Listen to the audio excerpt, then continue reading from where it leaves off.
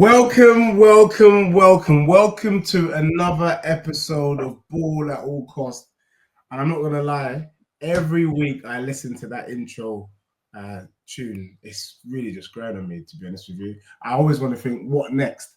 But so big up. We've got our illustrious panel, and we're kind of going back to our roots for this show. How we kind of started.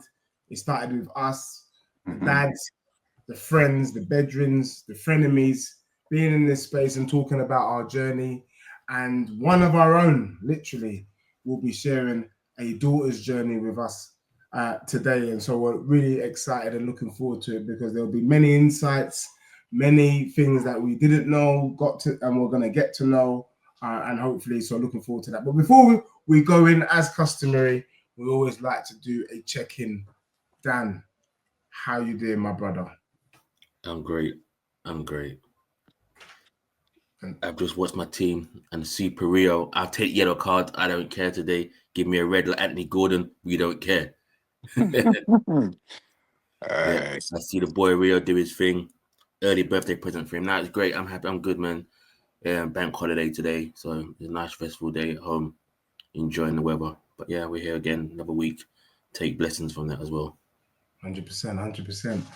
And then I throw it out to Martin. Martin's quickly changed from his Nigerian attire that he was sporting in in Ladbroke Grove. How are you, my bro? I'm well. Thanks for I'm well. Yeah, just glad to be back on the pod. Haven't been on there for a while. So yeah, glad to see my brothers. So yeah, gonna be an enjoyable pod. So yeah, looking forward to it. 100%. And Rash, welcome back. You have two hats on today, obviously, in this panel, and obviously we're going to be dissected into you more. How are you feeling, my bro? I'm good, bro, man. I'm good, man. It's good to be back as well. It's been a minute, a long one still, but good to be back. It's good to see the familiar faces as well, man. For real. No, it's so a pleasure to have you. And just to give some context for those that are listening in, make sure you smash a like and subscribe. Literally about an hour ago, some of us have seen. So, without further ado, a daughter's journey, and talk us through the beginning. And what I mean by the beginning, obviously, we know your daughter and fantastic player, honestly, like legitimate. And we'll get into it. But was that the plan? How did she get into football? Was it you feeding that, because we know that your kids are ballers? Well, talk us through what happened. How did she get into it? Bro, I'll be so real with you guys. Literally, I had nothing to do with her playing football whatsoever. It weren't a plan. It weren't part of any journey or anything. It's completely all her. And I think that's what makes her journey real special for me to watch, because with me and my missus, we're very we was putting our kids into things. When you try things like she was doing gymnastics at first, she was doing a bit of dance. You're always trying to find out what your kids like, what they're into. So this was something that was never part of the plan. I knew she was quite athletic in terms of running and getting about, but in terms of playing football, yeah, that was never a plan. Never even put a ball at her feet, not even once, literally. So at what age then did this pivot? So she's athletic, she's sporty. Yeah. Obviously, look, because people will know where I'm going with this question. Yeah, of course. This podcast, but obviously she's a very gifted player. So when did she first, at what age, and where was she when she made her first kind of entrance into the game? So I think I'll go as far as back as when she was, that was about 7 years old. About 7, 8. It was late. And basically what it was, her cousin plays football and they're close. So that was the relation to it. So they'll muck about, for example, at their nan's house in the garden and whatnot. And I guess that's where it kind of started. So I remember, oh God. So my missus' stepdad was like, you know what? There's a girls' team starting for her age group. We should get her involved. And me and my missus looked at each other like, football? I don't see it. And if it's something she's going to do, one of them when you want to do things properly. So if I'm ever going to do something like that, I'm going to do it 100%, not half-heartedly. So it was like, after him going on and on about, said, let her try out. She went, all right, cool, we let her try it out. So basically she went in goal first. That's how she started. She was a goalkeeper. And When she went in there, literally, she hated it. First tournament, crying her eyes out, literally. And I was just looking at like my missus stepdad, like, what are you doing to my daughter, man? You know, one of them ones when you're thinking, she's crying, this ain't it. So eventually the coach was like, all right, now come out on the field. And I remember that day because I had something to do that day. Literally, I had filming myself. So I had to leave and I had to listen to my missus tell me, like, literally, she came out on the pitch and literally just tore it up. Literally tore it up. From the minute she stepped on the pitch, tore it up. And I was like, are you sure? She's like, yeah, completely a different pedigree out there. I was like, I've got to see this for myself. So I came to her next game eventually. And it was weird because the girls that she was around were all older than her. They didn't really have an age group for her per se. So it was like she's mixing with girls who are older and who's been training a little while. And I was like, I didn't even know this was actually a thing. So the club that they was at at the time was Tigers, by the way, if everyone knows. So they got a big renowned family club for both boys and girls, really good at developing kids and bringing them forward. Good family club, I'll give them that. And literally that's where it all started. So we came to our first game. And as a dad, you know, you're just watching this. I'm with no expectations, basically. I've got no expectations. Bearing in mind, I've been told what I've been told. I still have no expectations. So as I'm sitting there and I'm watching this girl just pick up a ball and just run. Pure raw talent, literally just run through players and hit the ball the way she did. I was like, okay, there might be something here. Like, do you know one of them ones where you're just thinking this might be a little light bulb moment? And I've got parents coming to me saying, listen, like, your daughter's got something here. And I'm just like, is girls' football even a thing? As bad as it sounds, what I'm saying, I didn't even know too much about it. So I'm in the dark about this. So as time goes on, we're letting her crack on. All right, let her keep pushing. So then my missus like, if we're going to do this, let her do it fully. So she picks things up at Tiger. She signs over there, and they're literally getting her playing week in, week out against other grassroots girls teams, hashtags, etc., etc.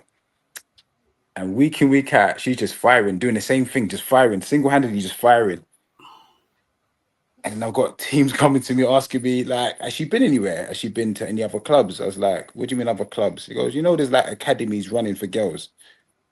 So already now, I'm even thinking, I didn't even know this existed. So I'm thinking, all right, cool. I'll test the waters. Me, my little business hat, you know, get on Google, get on the laptop, start searching, scanning a few clubs. So obviously, where West Ham's quite local to us, I got in contact with them. They said, bring her down. Took her down there, literally. When I saw the girls that was there at her age, I was like, wow, yeah, you've got work to do. You know, one of them ones when you're looking around you, thinking what the levels are and where she's at and where we need to get to. I was like, okay. So now my eyes were open to something different. And you know what? It was just one of those things you just thought, you know, I'm going to dive into this and see where this goes. Because of the raw talent and what she had. And the coaches loved her. They were just like, right now, she's just too raw. But we'll work with her, but she's too raw. And I was thinking to myself, okay, where to go next kind of thing. Because at the same time, I don't know in terms of coaches, or is it going to be me per se that's going to work with her? And I weren't too sure. So then at the same time, as much as they said no, I thought, let me look at another club at the time. And I remember it being Charlton. So we trekked up to Charlton, me and my missus again, was taking her literally. And the same thing again, they had like a little development working on girls coming through, and they didn't have an age group for her at the time because bearing in mind she's still young, like nines. So there was like, what they'll do, they'll keep her in this development program until they turn about 11. So you got 2 years to work with them. And eventually they'll start off with making the first under 12 team. I thought that sounded good. But then I remember her getting poached again at another game while we were still playing at Tigers. And this guy was, again, another West Ham scout saying, listen, I want to take her in. I was like, but we've been there before. They've said no. He's like, no, trust me. Let me work with her and I'll get her in. So he took her to Beckton. And I remember going back in there and I was like, you know, when you've been somewhere before, and I was thinking, in my head, this is a bit embarrassing because we've done this already. But the coach was like, I remember her. Well, you brought her in again. There's like, this time, I want all your details. We can't let her go. We won't let her leave the system. We're going to work with her in terms of put her into our program. Now, what they had at the time is like a little pyramid scheme. So obviously, the top of the pyramid is the academy, and below you had little foundation phases. So you have like what they call the performance squad. What's the other one called? It's like an emerging talent, you might as well say, just underneath that. And just a general development hub where you can just turn up and pay for. Lucky for her, they put her one underneath the academy where she'll actually be in the actual team where they give you the kit, you train 3 times a week, have fixtures against other clubs, and they just develop you with the aim of trying to feed some, maybe 1 or 2 into the academy for a trial to see if they can cross over. So I remember going into that, and that started around September. So when we started that process, to be honest, that was a tough process because in between that, she just got into district. And I'll never forget that come through the school as well. I think that was through the mum. So that was the thing. So she went in a year earlier, at year 5. For, I won't even say the district, but yeah, she went in. To be honest, she hit the ground running, which was surprising again. She hit the ground running. And within her Just first to year, confirm, is that our yeah. all girls district team or is that Yeah, it's all girls. It's all girls. This time it's all girls. Everything's all girls based. She only starts mixing with boys when she's on a Sunday when she was playing in league football. But other than that, it's always all girls.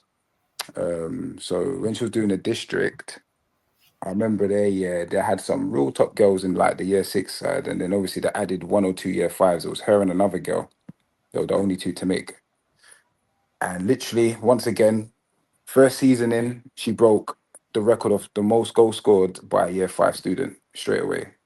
And even that was still, things were happening, but in my head, I still wasn't, what's the word? You know, when you're just taking things in as it happens, and I wasn't really blown away by it. I felt I was just going with the flow more than anything. I wasn't really acknowledging what was really happening at the same time. And while that was happening, we were just taking it game by game, literally. And then I remember during the time, my missus stepdad was like, you know what, it would be good to introduce her to futsal for the sake of her feet, because her cousin was going at the time, Dan Finner, which is a good place to go. Always recommend it to people. So she started going there on the Thursdays. Now, that session weren't a girl session. That's mixed with just straight boys. So she was the only girl in there. And literally, she was holding her own. She was there. And it was probably one of the best things she did in terms of her development, because her sharpness on the ball, her awareness, her speed, finding that pass was just, that development was just like no other, literally. And I think we all saw the growth so quick. It was like, so that started in September. You might say by Christmas, you couldn't get near her. Literally, that's how quick her development was. And it's funny because people ask me what is the difference between like girls and boys sometimes. And when I look at those little moments, I feel like girls they're just sharp with their listening skills. They're really detailed with anything you show them, they replicate it the same way compared to boys in that sense. But the way she just took it all in, it was frightening. And it was like in the blink of an eye, literally the girl was just tearing through even the boys at the futsal session. And then from there, I think it was around, like I said, towards the end of the year, West Ham's come back in for her again, like the academy side. They're saying, listen, we've been getting reports back on her. We obviously want to see her more coming in the new year. So it was like, all right, no worries. We took her back to Beckton. So now she's mixing between her development squad and the academy. So she's getting a feel for it to see what the speed's like, the tempo's like, because it is completely different. And that was something I was a bit wary of when I was thinking, would she adapt to that speed? Because it was a lot quicker. But then I think because of going futsal, I think that helped enable that. So when she went in there, literally, it was just about being confident and doing what you can do and showing them what you can do, because obviously they favored her a lot. So now it's about showing them what have you learned, what have you built on, what have you been working on, and just showcasing it. Literally within a month of being over there, they kind of made up their mind that they was going to sign her at the end of the season. So they was just waiting for the end of the calendar year, and that was within the space of a year, literally a year. That is mad. You know what? I had so many questions, but the one that really stands out to me, before I pass obviously to Martin and Dan, because Dan's next, is it sounds like in hindsight, your daughter had an edge. Because everywhere she went, they could see something. So I'm going to bundle my questions because, I like to bundle it. Now, in hindsight, looking back, can you see the edge? And if so, what was the edge for you? And is the edge important? Yeah, most definitely. I feel like what carried her from the beginning was that raw talent for one and that fearlessness. Like, I always feel you have to have a character to you, which he had. And I think what helped for her, because she's got boy cousins, and it always, from young, they've been together. It was like, they always ramping, play fighting. And I think that helped give her that as well. So it's like going into it, there was nothing you can do to her that she'll be phased by because she was strong, quick, and yeah, it was just like, you can just see this girl was just different. But I think at the time I was still blindsided by it because it was still a shock to me myself seeing it, if that makes sense, because I hadn't thought of any of this or seeing it now. It's like, okay, wow. So like I said, when she got into it, me and mum is like, well, she's showing us things. We're just gonna go all the way and see what happens, kind of thing, and take it from there. But yeah, edge is definitely important. And over to you, Dan. Yeah, rest. I have so many questions. You know, she's my little star anyway. Every day. Of course, I know. You know what it is? I don't know. I think she's amazing. Yeah. When I see her play, I think she's amazing stuff she does on the ball. I think it's a blessing to you guys where she's coming and where she's gonna go and where she's gonna end up. She's gonna be at the very top. Yeah, 100%. But have your so this longevity? Have you seen your relationship as a dad increase the bond? Because obviously we all know daddy's girls, and that's always gonna be the case. Like that doesn't change. But that little added bit of you like football, that's my princess, daddy's girl, as your bond kind of been slightly different, but from what we probably expected, being a girl dad and all that. Yeah, I think we definitely have a unique relationship. I feel like because of the football, sometimes you try your best to make sure it doesn't get in the way of your personal relationship, if that makes sense. Because don't get me wrong, as a dad, there's times you probably look at games and you think, you're trying to advise her, you're thinking, I know you're better than that. Because don't get me wrong, there's days where it's not good. There's good days, there's bad days. And sometimes we get too passionate, let's just say that. And I have to be careful in it because where she is a girl as well, there's times I have to find that balance where with my boys, I can be a lot harder on. With her, don't get me wrong, I've been hard in the past, but as she's gotten older, I have to find that balance, if that makes sense. Because obviously, I don't want her to feel sometimes, how boys, I feel like naturally boys have to be tough anyway. And with girls, I feel like you even see it with the coaches that coach them, they don't get the same treatment as such. It's Like, that authority word in the yeah. Do you know what I mean? Like, It's like, that's like a bit softer touch in terms yeah. So again, that's what I was gonna say to you was, so how do you navigate those moments then when she's frustrated, tired, or even self-doubt comes into it? What do you do? I think even if you meet my daughter will tell you I'm very transparent. I'm very honest with everything. I can't hide it. I'm one of them. If something's not right, I can't even hold it. Literally, I'm very straight to the point. I'm like, darling, that went it. That went it. Like one of them ones. But at the same time, I also try to make her realize why, because I'm trying to remind her how good she is and where she can go. And by just listening to these little things I'm telling you, I'm not telling you for no reason. I'm not trying to get on your back or anything, but I'm trying to help you go somewhere that you're trying to push to go. So if you want to be the best at whatever you do, so I even try to remind her it's not just in football, because it's life skills you're picking up in what you're doing as well. So you try to implicate in other areas. So you try your best at everything you do. You just got to give it your all at everything. So I try to remind her those kind of things because, we're going to have those days where you might not put that same energy in, but then you will come out probably saying, how did you do today? Yeah, I did all right, but I could have done that. So if you know, then why didn't you do that? But already in your mind, you're telling me you could have done this, you could have done, but you've had that time to fix it that whole time while you was on the pitch. So these little things I keep telling you, when you go out there, you got to make sure you give it your all because you're only as good as your last performance. No matter what you've done in the past, you're only remembered for what you just done today. Do you get what I mean? So I try to be nice with her and balance it out because then that's still my baby girl, one of them ones. So I don't try to go too crazy. But I was gonna say, Rash, so when you said that, and no disrespect to the parents out there who girls play football, you didn't think it was even a thing. And I think that times changed with the Lionesses. Their branding and marketing has highlighted the whole world of, I don't think not just the UK or England, I think the whole world of how great women's football can be. Yeah. So going back to grassroots, do you actually think that the culture of grassroots is actually fully ready to support the girls playing football yet? Like we all tick boxes. Oh, girls play football, it's great. But to support the boys getting grassroots football, do you think the girls' game at grassroots level is ready to do that? Is not ready, but is it there yet? Do you think? You know what? I think from her time, from when she started to where it is now, it's definitely grown a lot in terms of I'm seeing the changes. However, there's still little problems I see in terms of I don't think there's enough support there yet as such in terms of enough clubs, enough locations for them to go and play or develop. And when I look at the fixtures she used to have, for example, when she played at Tigers, most of the time you're traveling to deep Essex, sometimes as far as Southend, sometimes like there was nothing local. Hence the reason why if you look at Tigers and the next club from there was, I'm probably going to probably say hashtag or maybe Brentwood. There was nothing really close within. And when I'm even assessing it, when even the development process of it all is very, like I explained, with the boys, it's endless. You can go to so many different little things for them, whether it's little kickers hair from such a young age or like there's a variety. Don't get me wrong, I think like with the girls, it's getting there slowly. We're picking up. And like you said, because of the lionesses, I think that's been highlighted that the girls need that support.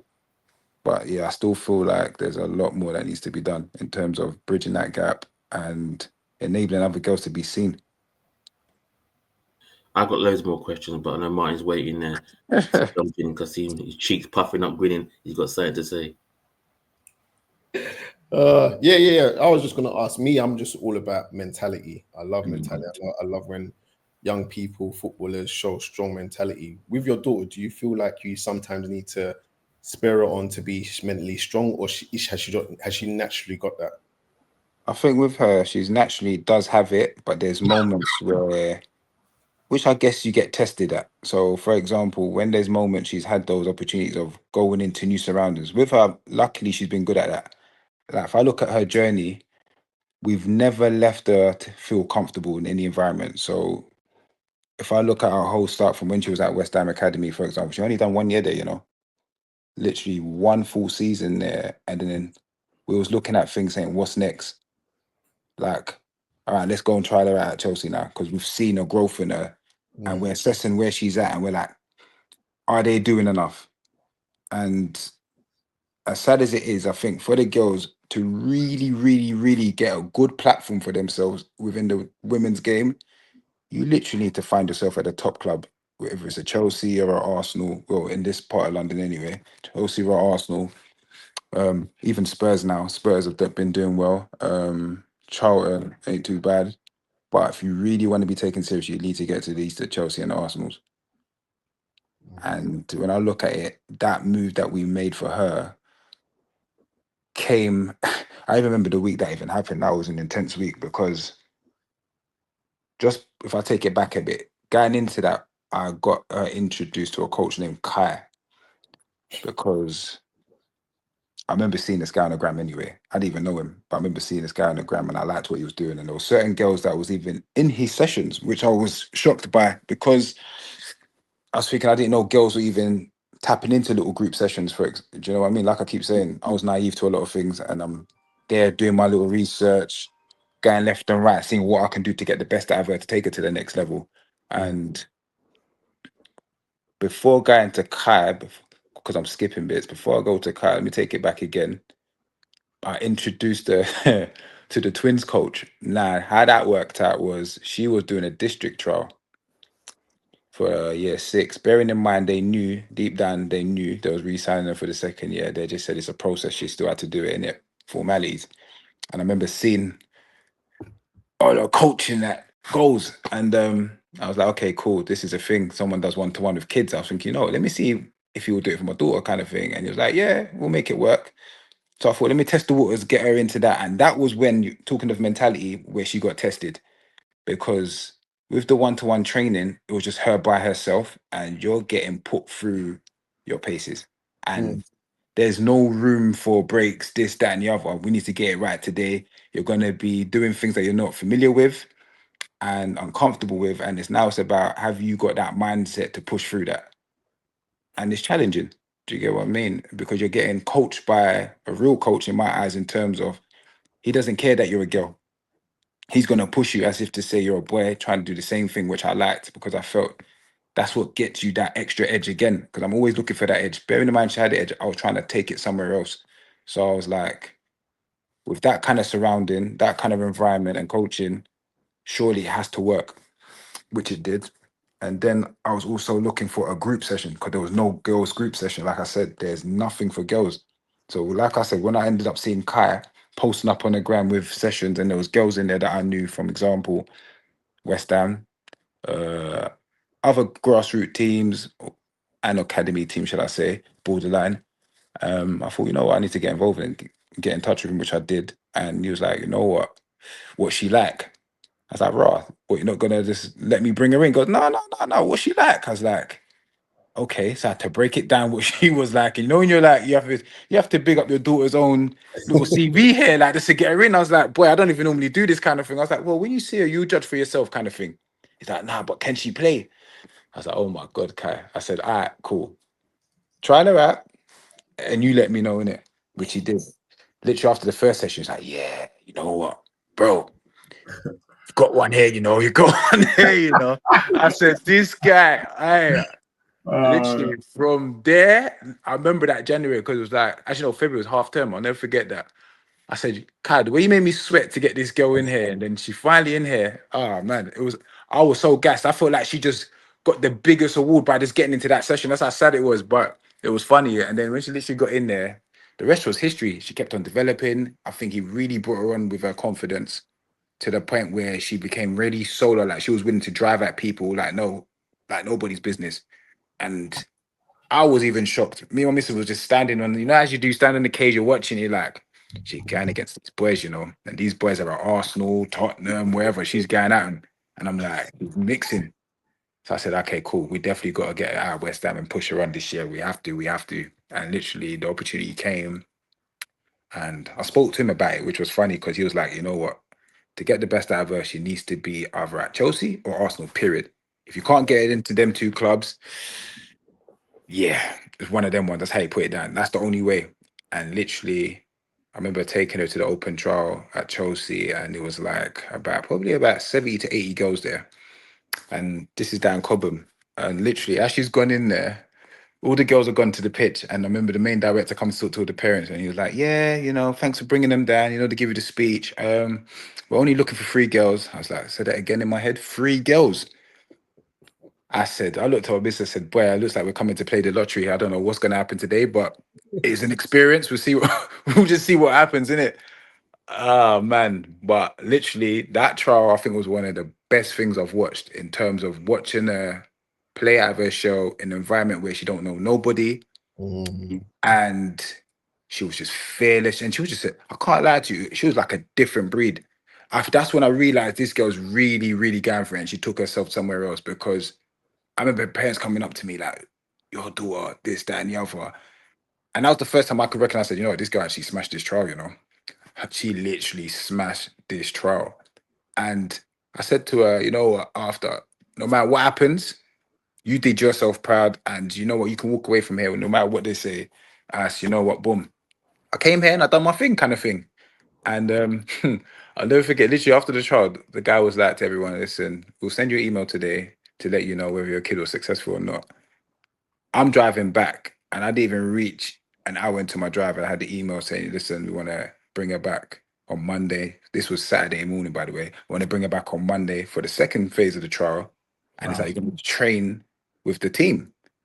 I was like, with the team? I was like, wow. Okay.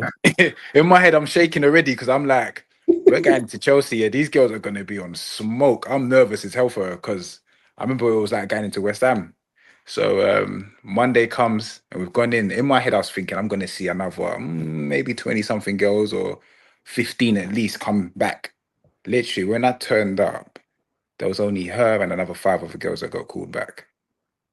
And the girls that called back, I weren't too surprised by the ones that got called back because she knew about 2 of them. And I thought, yeah. It makes a lot of sense. I said, yeah, you lot were cooking. And then, as they like to say. And then literally that phase of the trial, it was weird. You had us trialist parents standing on one side.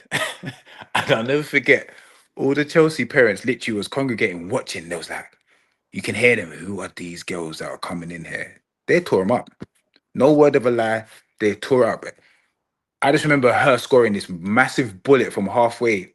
Like, it was just a madness, and all the parents clapping. I was like, did this girl really just do this on her trial? Like, it was one of them moments. Like, did she really just do that? And yeah, by the end of that session, once again, I got my email saying, listen, we won it's a no-brainer. Wow. And I was like, wow, here we go. Let's go. You know, one of them, let's go. And yeah, she's been doing well, man. 3 seasons in now, and we're still developing. We're still working, man. It's So good. that's what I mean about mentality.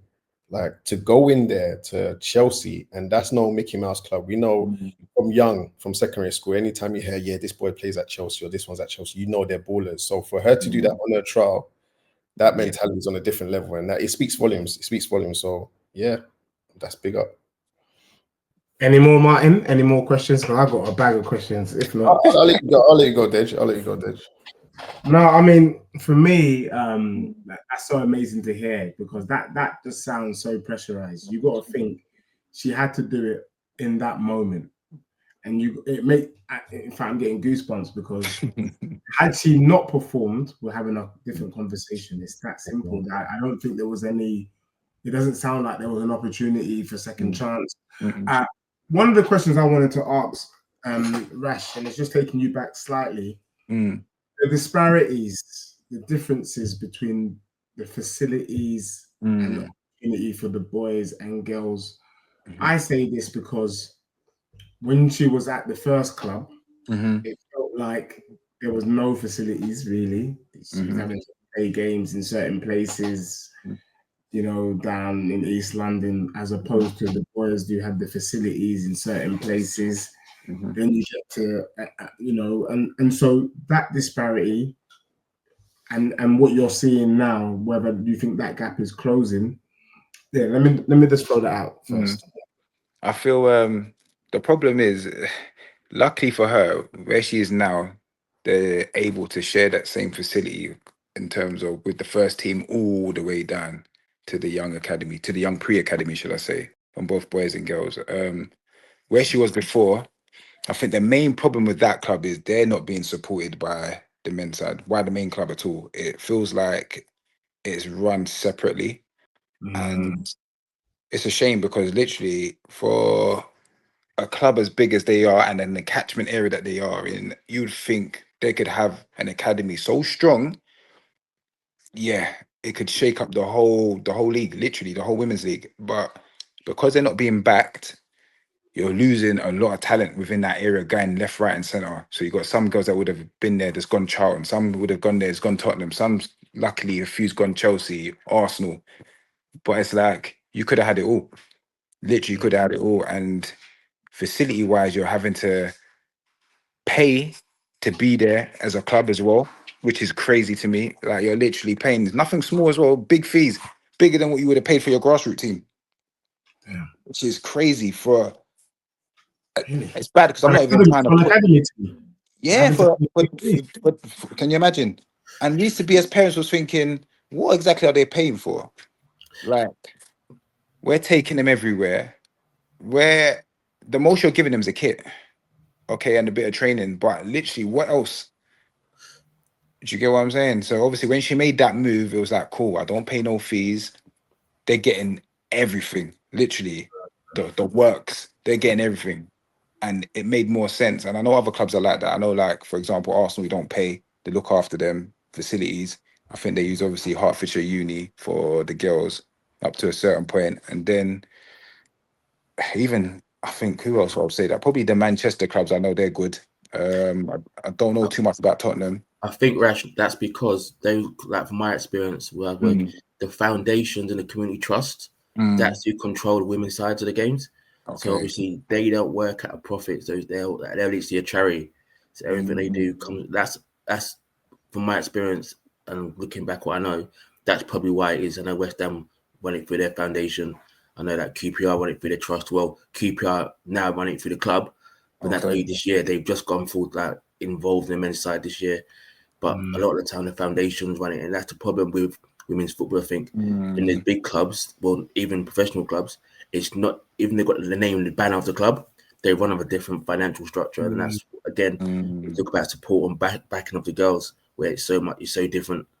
And I think that's why we have some girls fall out of love or don't play after certain. Imagine if your don't have the opportunity you had, or had parents like you that had the financial stability to have excess funding to go and pay for these fees.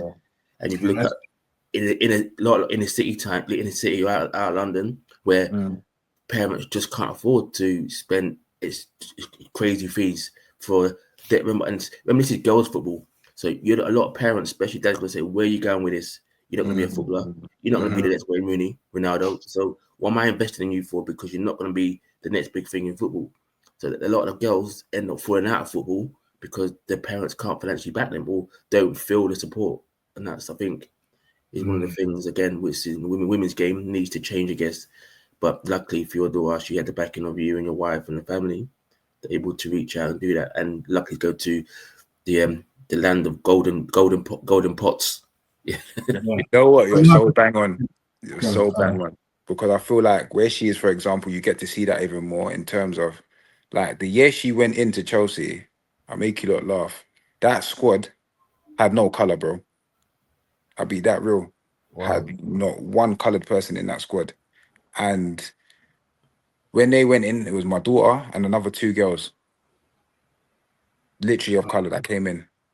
And you could see those 3 coming in shook up the whole club in terms of the main director is a big fan of the 3, big time. And he's coming there, and the first thing he's looking at them is, okay, where you lot coming from?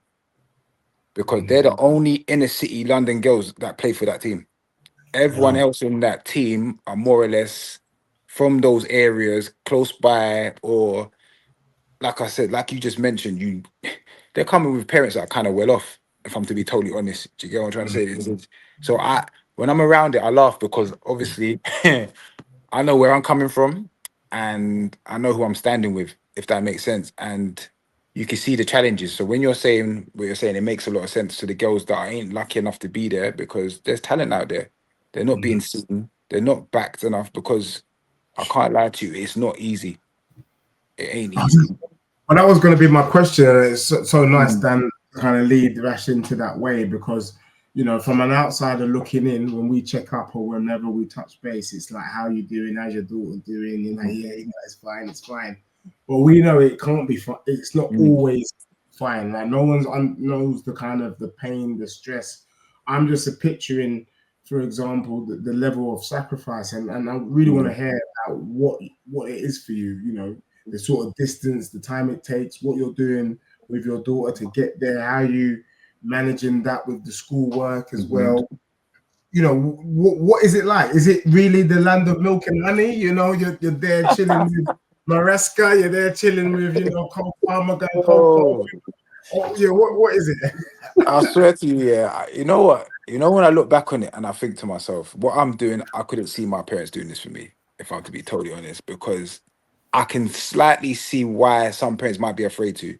As you all know, we're all in it, and it's like, it's more or less like a second full-time job. You're going to work as it is, then you're rushing back home, and it's like, I need to make sure I'm back within the area to meet her from school, for example, because I know I need to leave this area by a certain point. So, for example, she's training 3 times a week plus a game, so that's 4 times a week. I've got to be potentially at Cobham, and that journey alone from my own house is about 1 hour and 10 without no drama. But I'm doing late nights, so it's not like she has early sessions. Her sessions could start around 7 in the evening. She probably won't finish till 9:30. She could start at 6. Like, that's the evenings, and then I'm getting home again, what, 10:30, 10:45. Bearing in mind she's got school early in the morning, and then in between that, I've got to make sure she's on top of her homework, because her school don't play, and we like her to be on top of her studies, where she's doing well with that. And it's demanding, because you've got to remember, I've got 3 kids, so it's her, and I've got the twins to worry about. So then between me and the missus, we're always trying to navigate, where are you going today? Where am I going to be today? And it's full on, bro. It's full on. It's full on. It's full on. I don't even have a social life like I used to, but you know, one of them ones. And it's kind of like a demand though, because it's like you got to go Cobham. And as nice as it sounds, it's like you almost have no choice as well, if that makes sense.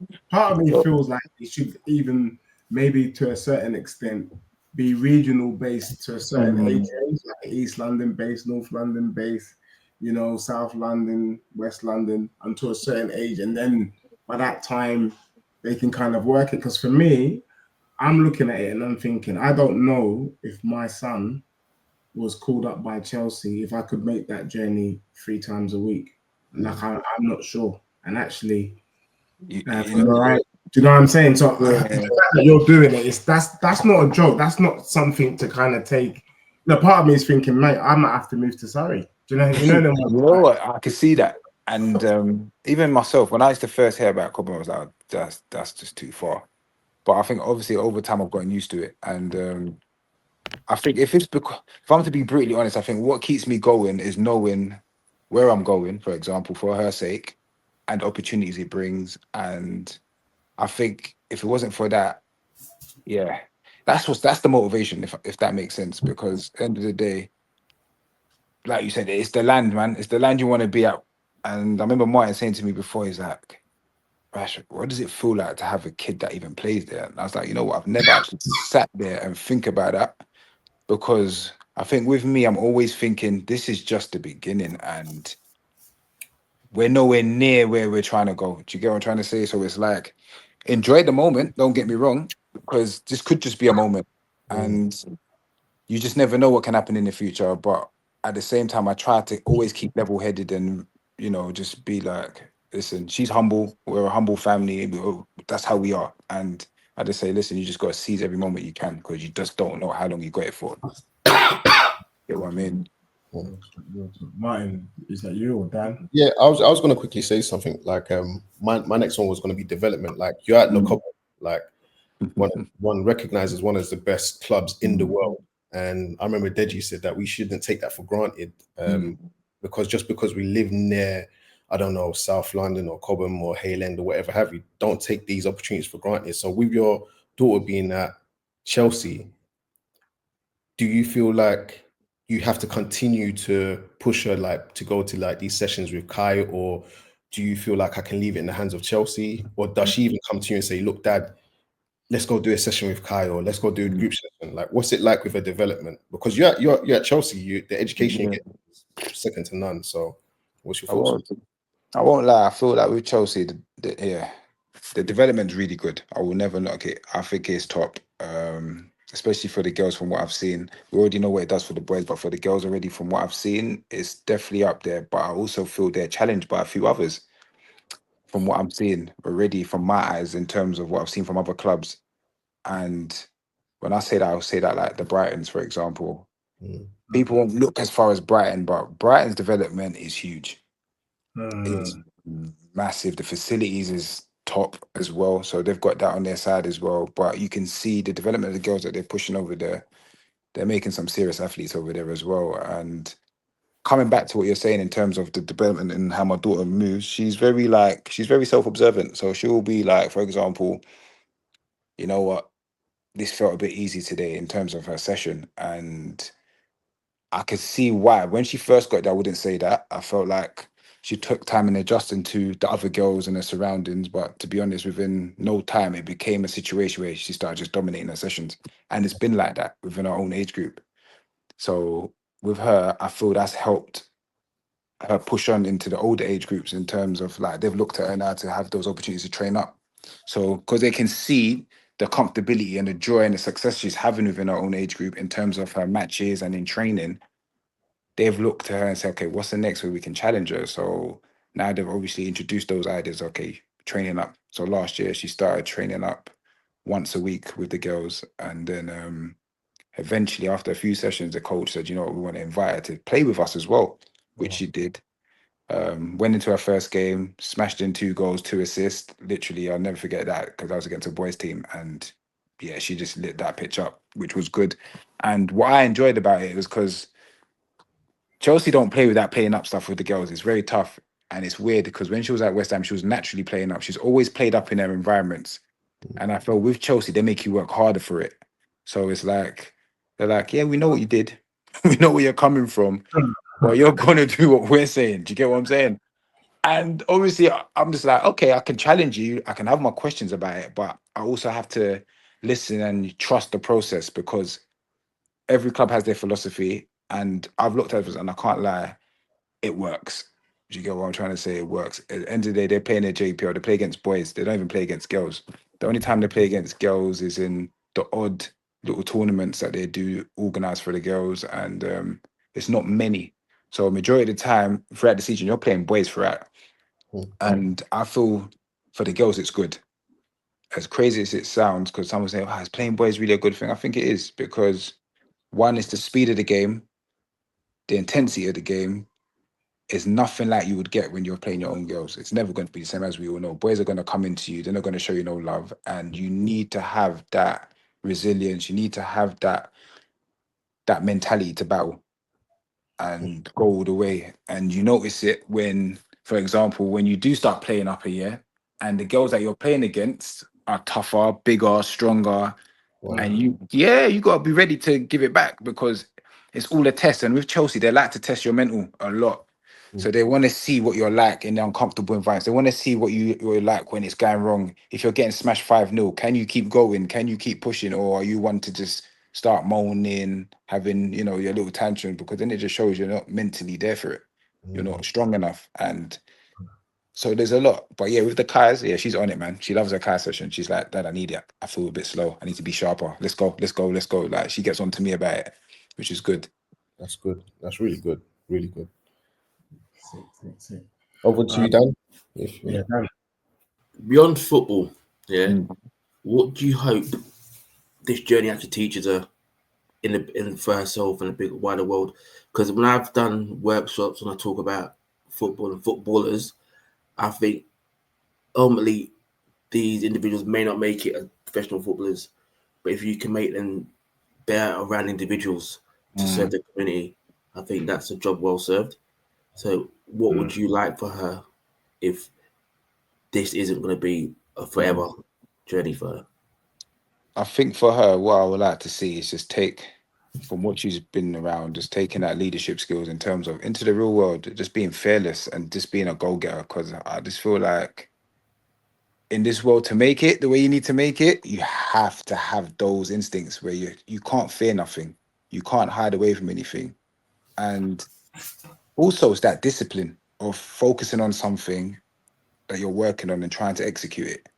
I feel like it's easy to get distracted and pull away from those things because of maybe your social surroundings, and which is another challenge, a big one, especially at our age group, when you've got a lot of your peers doing all sorts, if you know what I mean. And it's just being that discipline and focusing and just accomplishing things, man. So even if it don't work here, can you apply yourself in a different environment and execute it, whatever it may be?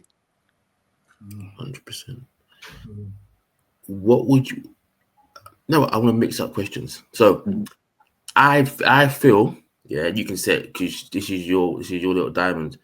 I feel if she was in the boys' game, she would be next gen rising star. Yeah, and I'm saying that because I see it. I've seen the action clips. I've seen her play. But I think, do you feel that little exposure that the boys get of the next gen, like you see on Instagram or TikTok, the best under 14 boy, the best. Do you think that's something? I get it down to social media and Instagram famous and that, but do you think these Insta pages maybe tap in a little bit and just give these girls a bit of a more of a profile exposure to the wider world?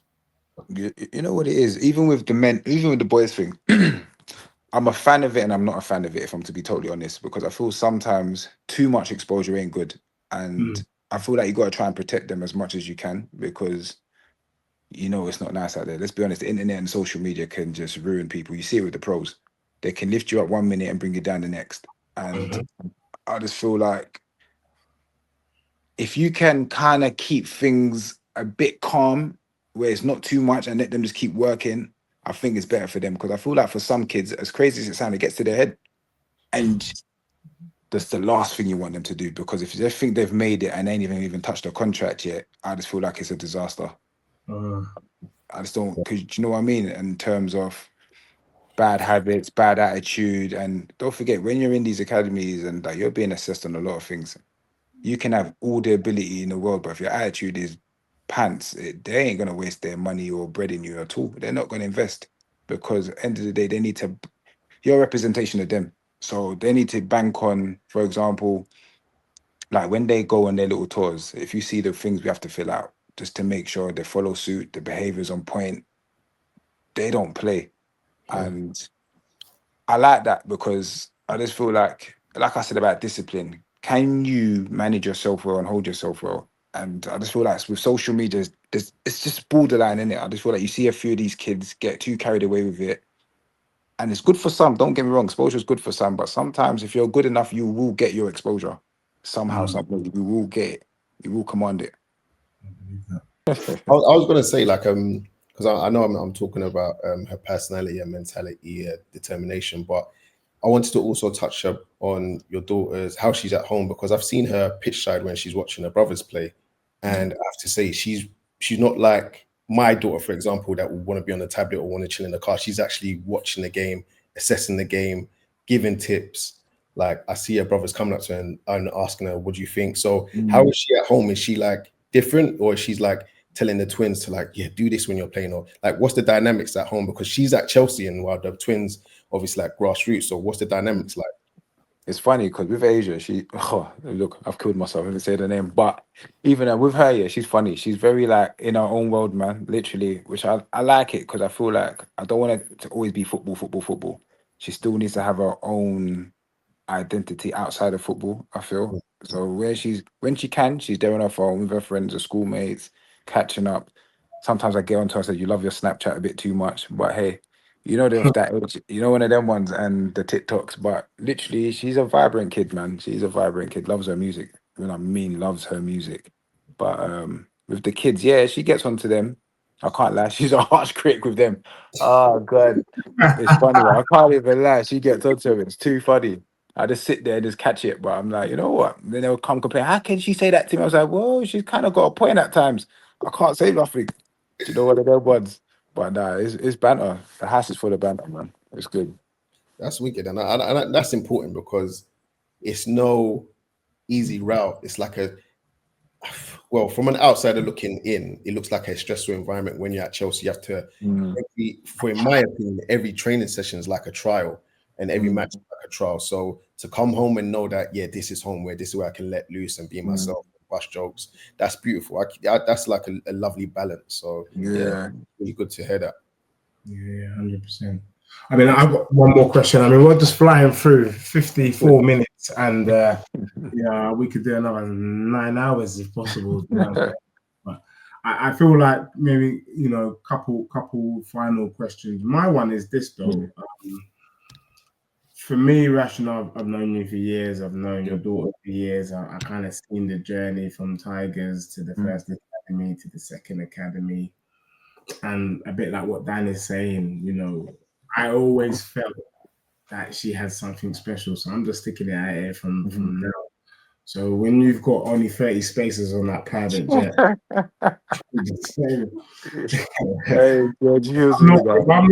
if I'm not the 29th name, you're gonna be probably I look like they're dissing. No joking. Hey, no way. You lot are good, man. Actually, no, you lot are all our uncles, man. You lot are good, man. You lot are good, man. You lot are good.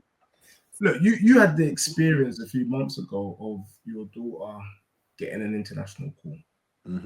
Now, for me, I've always said to you, you're living the dream in terms of your daughter's journey and what she's doing. But rightly so, I think you're right to be humbled. I think you're right to keep your foot on the ground and stay focused, because it's so easy, and we've seen it with others, that they just get so gassed and caught up. But do you sometimes pinch yourself? And also, what was that whole experience like? Because she went down to St. George's, do you know what I'm saying? And she's not going to St. George's to do some fluffy grassroots tournament. She went there to be a lioness. You know what I'm saying? Like, different when you're there as a lioness and I'm not looking any fluffy tournaments with teddy bears that are doing things at St. George's. I mean, it's open to the community. But you know what I'm saying? Of course. You know what? That was a pinch me moment. That of all moments was a pinch me moment. I think just driving to St. George's, I was like, this can't be real. Like, that's something else. But I think mainly what hit me was when the emails came through actually. So literally, we're going back, it was early this year around Feb. She went to her first, I'll call it like an open kind of trial. I wouldn't even call it a trial, it's weird to call it a trial, but it was like a little assessment where they called a few of the academy girls from all different clubs, Chelsea, Arsenal, all across, and it was basically all the Southeast lot. And they came to this space in what's it called? In South, near South London, out of school, and literally it was crazy. So they were all there being assessed. And with the England thing, it doesn't start till you're under 15 for girls. So bearing at the time she was on under 14, and it was her and another two other girls. They were the youngest. Everyone there is under 15s going into 16s. Like they were the youngest there. And I remember her coming in there and literally she just tore it up again. Another. And I think what helped her do those kind of things is because, like I said, from young, we've never let her settle. So she's learned how to deal with uncomfortable environments. And I think going into any open space, she will just get on with it, which is good. So I felt that's helped with her character building. So she's not shy to do those things. But literally, when she went there, yeah, I just remember being on the phone to the missus during the whole time. I was like, bro, she's doing a madness here. I'm even speechless here. The coaches are on her. And I thought, you know what? She's done her thing. So not knowing there was a camp coming up, and I remember that camp. That camp, the girls that got called up went and played Spain, and I think the other team was Scotland. Literally, that was over here. She didn't get called up for that, but I think they were said the excuse was she's come late because there was one training that she's missed already. This was held in Gloucester. Apparently, she was meant to be there, but this is where I had my little error of emails and I didn't respond in time. So I had no idea that she was even meant to turn up today. But I can't lie to you, I'm kind of glad I missed that because driving to Gloucester is not something that I fancied. You know what I don't want? Yeah, I did. Nah, I don't fancy that. So fast forward into the next camp, which was in May, she made the list for that. And before I even knew she made the list, they must have sent me this email asking me things about getting her tested for a medical. I was thinking, what's this about? They're just saying, oh no, this is just little things we do, just so that we can have these players just registered, so we got them on file. They never actually said that she was going to another camp. I didn't have nothing, no knowledge, but they said they wanted to fast track it and get it done quick. And I remember I had to take a day of work to take her down Harley Street. So I said, okay, Harley Street it is. And in my head, when you go Harley Street, we all know what Harley Street is anyway. But went in there and I never forget, the doctor was like, for them to actually fast forward her for this checkup, they must really want her on their next camp immediately because normally they can do this at St. George's. They don't really have to do this now, way beforehand. So the fact that you're having your medical this early, they just want to get this out the way so they can say, yep, she's booked on. So that's when I thought, okay, there's a chance again. And then, yeah, literally after that, I got the email saying, yeah, you're coming to the next camp. And literally they flew out to Holland and they played 2 fixtures out there. I was gutted because I didn't even get a chance to go. I had a holiday already booked, so I had to miss that one and just view it on Huddle. So you could imagine when I was getting those videos, I was phoning her on the phone. I said, listen, I've watched your training session.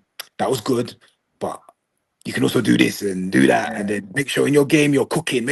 You can already imagine what I was like already. And yeah, literally, she tore it up, man. I watched all the videos and the feedback was brilliant.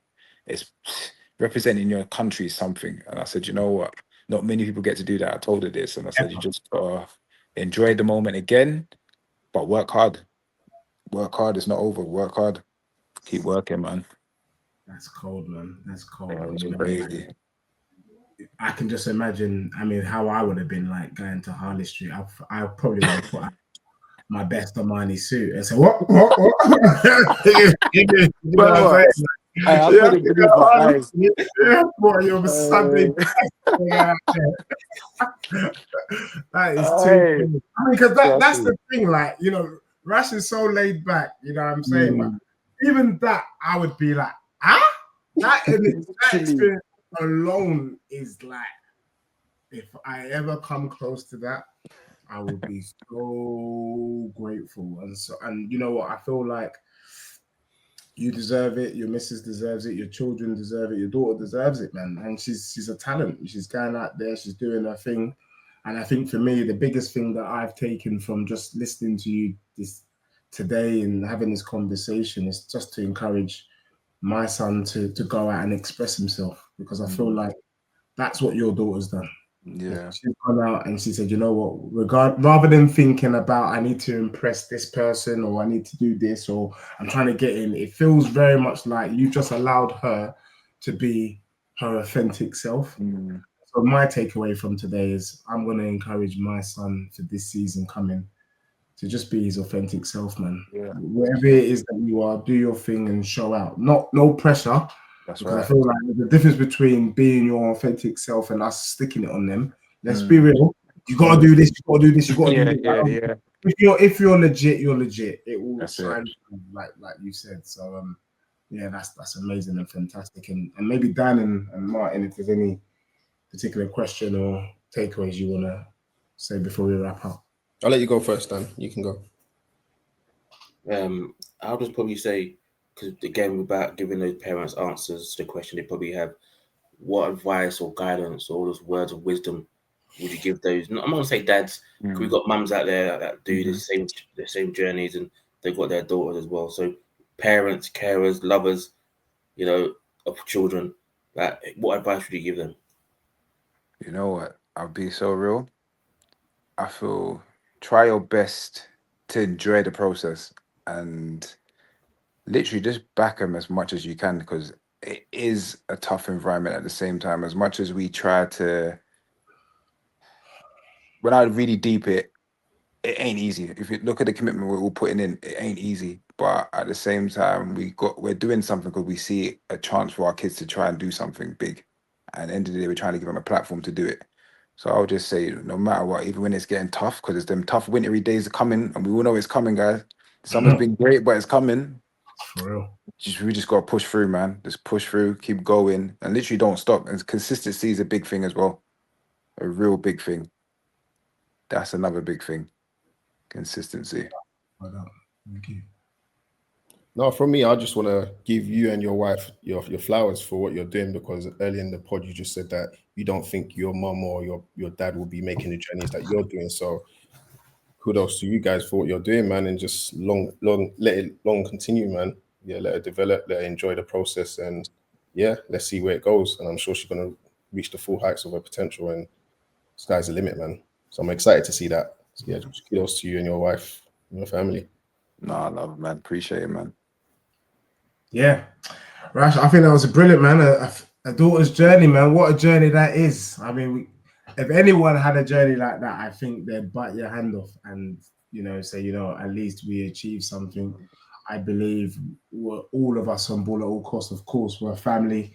Definitely, man. We're just looking forward to hearing more good news, more international call-ups, more goals being scored, and more things that we can look out for your daughter. So all success, and for those of you that are listening in, let us know if there's any of you that are at similar journeys, daughters, sons, on their way, or you want to share those kind of experiences with us. We would love to kind of hear those stories. They're so inspirational, so inspiring. We don't take any of these conversations for granted. We're fortunate that we know Rash. You know what I mean? He's one of our brothers, but your journey is only a handful of people that have experienced that and will experience that. So even having you here and sharing that journey is we acknowledge that we have a special one in our hands, and we're so grateful. But please make sure if you enjoyed what you're listening to, smash a like it, subscribe, get all the notifications, any comments, put the comments in. And until next time, we are BallAtAllCost, and we are out.